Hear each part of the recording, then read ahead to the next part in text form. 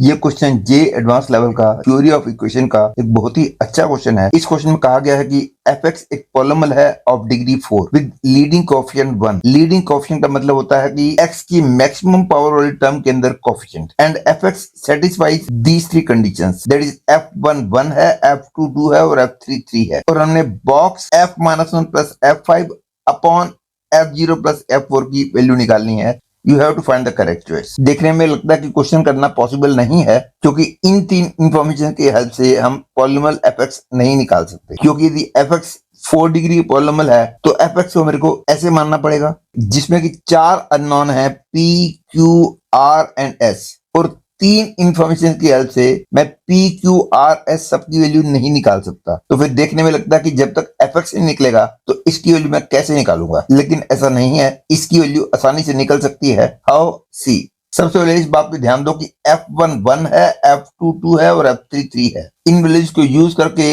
यदि मैं p, q, r, s की वैल्यू निकालने की कोशिश भी करूं तो भी बहुत लेंथी है।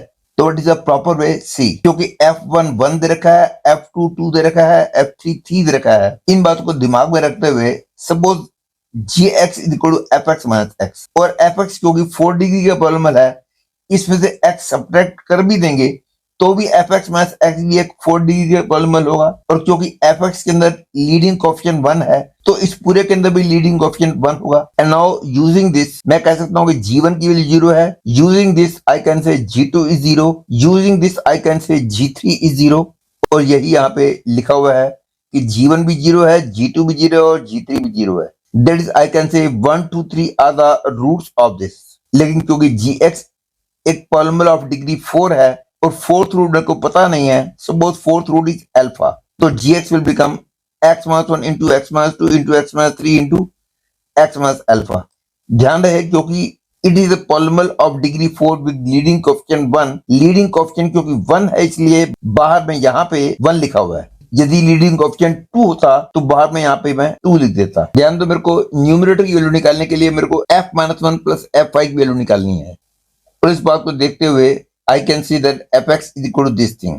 और इसमें एक बार x की जगह -1 पुट करता हूं, एक बार 5 पुट करता हूं, तो क्लियरली -1 पुट करने पर और 5 पुट करने पर इसकी जो वैल्यू आएगी that will be equal in magnitude but opposite in sign. इसलिए मैं कह सकता हूं कि इसके अंदर x की जगह -1 और 5 पुट करने पर जो दो नंबर आएंगे उनके अंदर अल्फा वाली टर्म कट जाएगी। आप देख सकते हो कि इसके अंदर -1 पुट करने पर आंसर आएगा -24 और 5 पुट करने पर आंसर आएगा 24। और ऐसा होना ही था क्योंकि -1 का 1 से डिस्टेंस और 3 का 5 से डिस्टेंस बराबर है। सिमिलरली डिनोमिनेटर में f0 प्लस f4 की वैल्यू निकालनी है। Because of the same reason f0 plus f4 की वैल्यू में भी अल्फा कट जाएगा, क्योंकि 0 पुट करोगे तो इसके अंदर आएगा -6 और 4 पुट करोगे तो आंसर आएगा 6। मतलब कि f0 प्लस f4 की वैल्यू में जो अल्फा वाली टर्म आएगी वो ऑटोमेटिकली कट जाएगी। अदरवाइज आप देख भी सकते हो कि f-1 के लिए ये है, f5 के लिए ये है, इन दोनों को ऐड करोगे अल्फा वाली टर्म कट जाएगी और आंसर आएगा 148। सिमिलरली f0 प्लस f4 की वैल्यू के अंदर भी अल्फा कट जाएगा और आंसर आएगा 28। वैल्यूज पुट करेंगे तो आंसर आएगा